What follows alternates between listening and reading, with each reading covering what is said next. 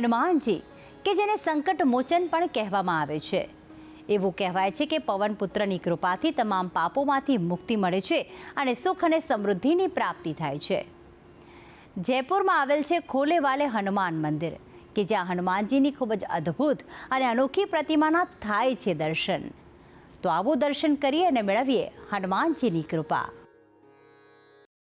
જયપુરના પ્રસિદ્ધ ખોલેવાલે હનુમાન. શંકર સુવન કે પછી પવનસુત હનુમાન, ચાહે ભજો કોઈ પણ નામથી, પરંતુ પૃથ્વી પરના આ જાગૃત દેવ ભક્તોની વહારે આવી ભક્તોના કષ્ટો જરૂર દૂર કરે છે. દર્શન કરીએ શ્રી હનુમાનના, અને તે પણ એક અનોખા સ્વરૂપના, જેને માટે આપણો આજનો પડાવ છે જયપુર, જ્યાં બિરાજ્યા છે ખોલેવાલે હનુમાન. જયપુરના આ હનુમંત ધામમાં કુદરતી સૌંદર્યના ખોળે બિરાજેલા હનુમાનજી ભક્તોની માનતા પૂર્ણ કરનાર દેવ છે. બાબા નિર્મલદાસજીના ખોલામાં આવેલું છે ખોલેવાલે હનુમાન ધામ. થાય છે સૂતેલા હનુમાનજીના દર્શન. ખોલેવાલે હનુમાનજીનું આ મંદિર આવ્યું છે શ્રી બાબા નિર્મલદાસજીના ખોલા, લક્ષ્મણ ડુંગરી, જયપુરમાં. આ મંદિર તરફ આગળ વધતા સૌ પ્રથમ જોવા મળે છે શ્રીરામ ગૌશાળા. તો આ મંદિરની ચારે કોર કુદરતી સૌંદર્યનો નજારો દ્રશ્યમાન થાય છે, જ્યાં પહાડીઓ, જંગલો, લીલોતરી જેવા કુદરતી વાતાવરણમાં બિરાજ્યા છે સૂતેલા હનુમાન, સ્વયંભૂ પ્રગટ્યા ભીડભંજન હનુમાનજી.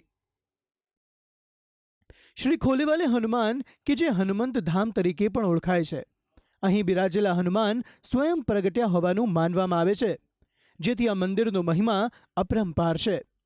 તો આ અતિ પૌરાણિક મંદિરનું સ્થળ તપોભૂમિ હોવાનું પણ કહેવાય છે. અહીં સ્વયં હનુમાનજીની પ્રતિકૃતિ ઉપસી આવી હતી, અને તે અંગે માનવામાં આવે છે ઘણા વર્ષો પહેલા નિર્મલદાસજી નામના મહારાજ અહીં હનુમાનજીની સેવા આરાધના કરતા હતા, અને ત્યારબાદ શ્રી ખોલેવાલે હનુમાનનું આ મંદિર ભક્તોમાં વધુ પ્રચલિત બન્યું. તો અહીં બિરાજેલા હનુમાન સૂતેલી અવસ્થામાં હોવાથી એક અનોખા સ્વરૂપના ભક્તોને દર્શન થાય છે.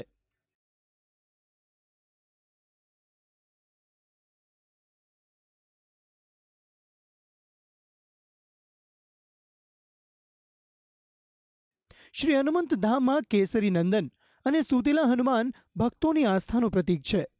તો એવું પણ માનવામાં આવે છે કે જે કોઈ ભક્ત સાચી શ્રદ્ધાથી અહીં આવી જે પણ માનતા માને તે અવશ્ય પૂર્ણ થાય છે. ભક્તિ સંદેશ, સંદેશ ન્યૂઝ.